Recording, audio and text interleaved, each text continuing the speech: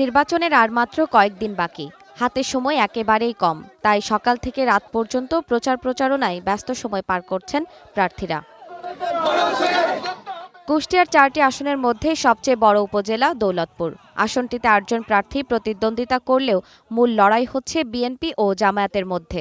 অবশ্যই চ্যালেঞ্জিং হিসাবে নিচ্ছি।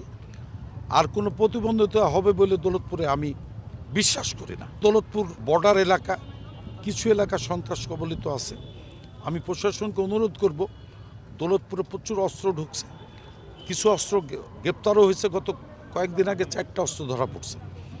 প্রশাসন যাতে আরও শক্তভাবে অন্তত এই অস্ত্র উদ্ধারের ব্যবস্থা করে এবং সন্ত্রাসীদের গ্রেপ্তার করে কারাগারে নিক্ষেপ করে নির্বাচনের আগে। ধানের শীষের প্রার্থী রেজা আহমেদ বাচ্চু মোল্লার অবস্থান শক্ত হলেও বড় চ্যালেঞ্জ হয়ে দাঁড়িয়েছেন দল থেকে বহিষ্কৃত বিদ্রোহী প্রার্থী নুরুজ্জামান হাবলু মোল্লা।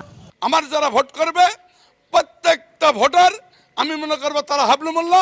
শক্ত অবস্থানে থাকা জামায়াতের প্রার্থী মাওলানা বেলাল উদ্দিনও সমান তালে প্রচার চালিয়ে যাচ্ছেন। প্রত্যেকটা মানুষের তাদের জান এবং মাল নিরাপত্তার বিধান আমরা নিশ্চিত করব ইনশাআল্লাহ। ভোটাররা বলছেন ভেবেচিন্তে সৎ ও যোগ্য প্রার্থীকে বেছে নেওয়া হবে। সৎ, যোগ্য, দক্ষ প্রার্থীকে ভোট দিয়ে জাতীয় সংসদে নিতে চাই। অবাধ ও সুষ্ঠু নির্বাচন উপহার দিতে সব রকম প্রস্তুতি নেওয়ার কথা জানালেন রিটার্নিং কর্মকর্তা। ভোটের যে পূর্ণ প্রস্তুতি, আমাদের ব্যালট পেপার থেকে শুরু করে সবকিছু কিভাবে ভবিষ্যতে আমরা এটা পাঠাবো এবং আমাদের প্রিজাইডিং অফিসার থেকে শুরু করে অন্যান্য যেসব পোলিং অফিসার আছেন তাদেরকে কীভাবে ট্রেনিং দিতে হবে, এগুলো সব চলমান আছে। আশা করি যে নির্বাচনের আমাদের পূর্ণ প্রস্তুতি আছে এবং বাকি যেটুকু সেটুকু সামনে অবশ্যই আমরা কমপ্লিট করতে পারব।